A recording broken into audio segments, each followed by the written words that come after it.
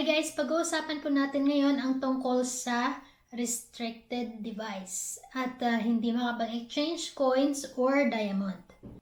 Yung sa restricted device po guys, nangyayari yan kapag more than one yung account na nagawa nyo. Yung makaka-withdraw lang po doon ay yung unang account na nagawa nyo sa phone na yon. Halimbawa, gumawa ko una, Carnel yung pangalan na account. Pangalawa, gumawa ako ng Carnel 2.0. Si Carnel 2.0, hindi po siya makapag-withdraw. Ang lalabas po sa kanya ay restricted device. Ang makaka-withdraw lang po nun ay yung una kong account na ginawa, which is Carnel na account.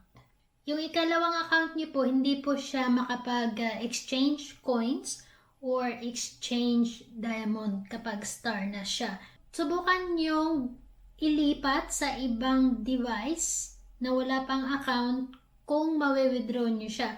Pero based kasi sa aking experience, nilipat ko siya sa ibang device, as in wala talagang account doon, hindi pa rin siya makapag-withdraw or exchange, restricted device pa rin yung lumalabas. So kaya po palagi ko talagang sinasabi sa mga kasama ko sa aking family na one account, one device lang talaga.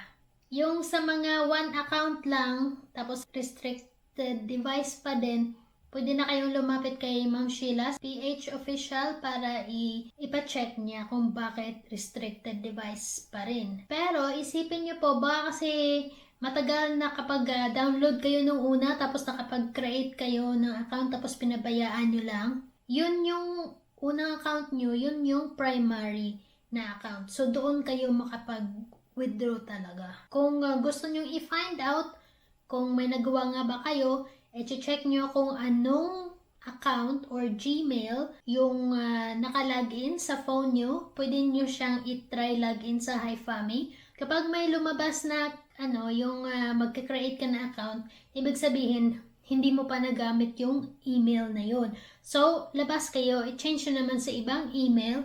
Kung yun yung account na na-create nyo noon, diretso yan login.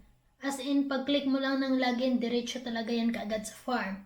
So, ikalawa, try nyo din baka na ka-login kayo gamit yung Facebook account nyo. Kaya, nagiging restricted device kasi nakagawa na kayo ng unang account sa device na yon. So, yan po yung rason kung bakit restricted device tayo. Yan po ay based sa aking experience. Kasi nung una, hindi ko alam na bawal pala yung dalawang account sa isang device. So, yung ginawa ko po kasi guys is, yung phone ko na yun, kapag nagpipk, walang signal. So, nilipat ko yung account ko talaga sa isa ko pang phone. So, yung old phone ko, gumawa ko ng panibago.